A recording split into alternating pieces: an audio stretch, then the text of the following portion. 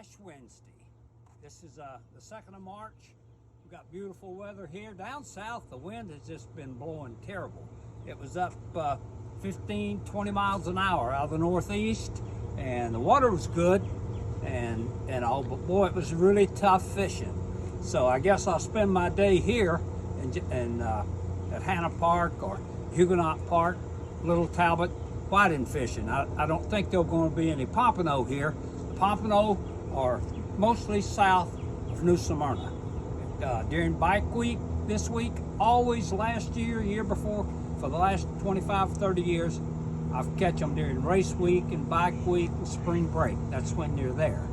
But, and there's some nice fish in it too. I didn't get a lot of whiting down there, but I did get some pretty decent pompano.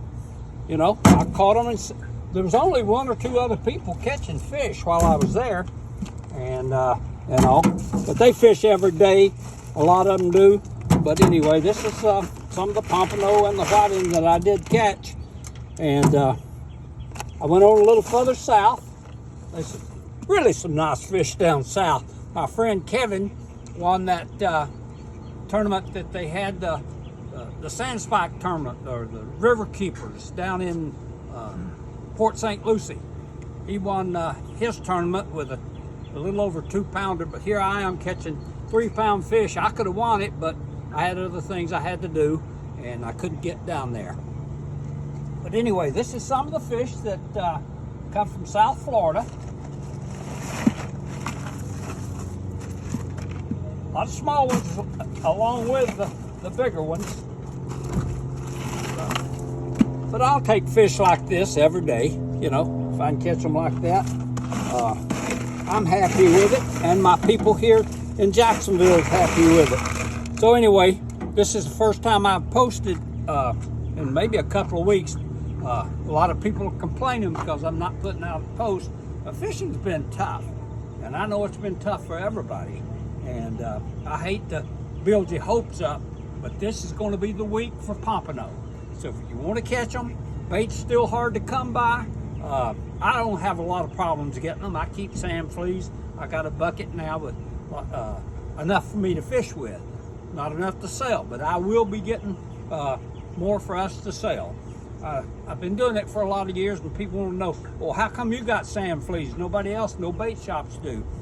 Well, I don't have enough to sell to bait shops or to sell at my market here, but I can catch enough to fish with. But I have to work at it. Sometimes, I mean, it takes me a couple of hours to get a half a bucket of fleas. But, you know, I do it, and that's what I do. And that's what the pompano been hitting, is most everybody's using shrimp right now, and fish bites and different things like that. But this is what live sand fleas get for me. A lot of people will use crab knuckles, which is great, you know, if you want to use crab knuckles. I even use them sometimes when the crabs stick. If I put a crab knuckle on one rod and a sand flea on another rod, whichever one catches the most fish, that's what I switch over to. And sand flea's been my #1 bait, so that's why I'm using them. But anyway, that one's probably still alive there. This is this week's catch, so I'm gonna put this on YouTube, Facebook, and that way you people are going to be happy. I got a picture from over on the West Coast this week, a young lady that follows me, her and her husband, and they said they'll be in Flagler Beach at the end of March and April. That's when the pompano will be at Flagler, hopefully. That way I don't have to go so far to catch them.